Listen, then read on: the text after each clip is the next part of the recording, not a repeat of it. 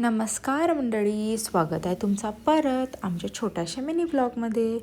तर आज काय झालं ना, आम्ही सगळेजण असं बसलेलो आणि आम्हाला लक्षातच नाही की आंबे पिकलेत म्हणून आणि थोडेसे आंबे डागलेले. मग आम्ही ते साईडला काढून ठेवलो की त्याचा आमरस करूया म्हणून. आणि मम्मीने आज स्पेशल नाश्ता बनवलेले जे होतं पावभाजी. मम्मी एवढं छान पावभाजी बनवतात की आम्ही सगळेजण वेट करत असतो की ते मम्मी पावभाजी कधी बनवतात.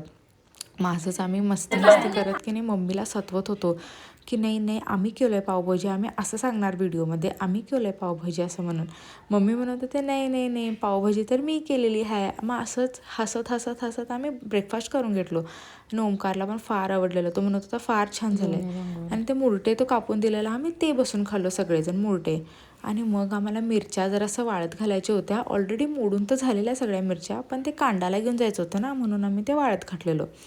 मग दुपारी असंच सगळेजण आम्ही आंघोळ वगैरे करून सगळं कामं सगळे आवरून, कारण मिरच्यांचं काम खूप लागतं आहे ना.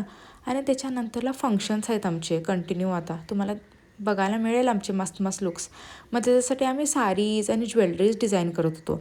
आणि नंतरला बाहेर बघितल्यानंतरला वातावरण एकदमच ढगाळ झालं.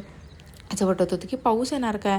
आणि मी आणि हर्षू गडबडीत आम्ही पळत पळत वरती गेलो टेरेसवरती आणि सगळ्या मिरच्या वापस भरून हाणलो. आणि ऑलरेडी मिरच्या सगळ्या वाळलेले. आदर्शनं आमरस केलेला, फार फार छान झालेला आमरस. आम्ही सगळेजण बसून खाल्लो. आणि ते आमरस की नाही असं फ्रीजमध्ये ठेवलेला तो करून, आणि ते सेम आईस्क्रीमसारखं लागत होतं. त्याच्यामध्ये दूध पण घातलेलं, लई लई लई मस्त लागत होतं. आणि नंतरला कपडे धुताना की नाही ओंकारच्या पॅन्टमध्ये हे 100 रुपये गावलेले. मी त्याला हाणून दिलो वापस. तो मलाच घे म्हणून लागला आहे. मग मी काय केलं, घेतलो ते पैसे, कारण लक्ष्मी येते ते घ्यायलाच लागते ना. मग त्याच्यानंतरला आम्हाला जायचं होतं मेहंदीला. मग आम्ही असं मस्त तयार झालो. हे बघा, हे आमचं मेहंदीचं लुक मी तिकडे गेलो.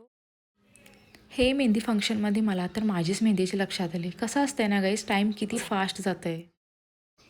आणि मी तिथं मेहंदी पण काढलो. दोघंजण आम्ही बसून जेवण पण करून घेतलो. आणि मम्मीला पण मेहंदी फार आवडते आणि मला तर काढायला पण फार आवडते. मग मी लवकर मेहंदी काढलो.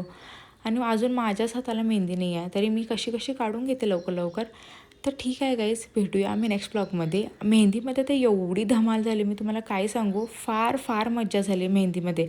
पुरा एकदम DJचा माहोल झालेला मेहंदीमध्ये. तर तुम्ही लाईक आणि शेअर नक्की करा आणि आम्ही भेटूया नेक्स्ट ब्लॉगमध्ये. Bye bye.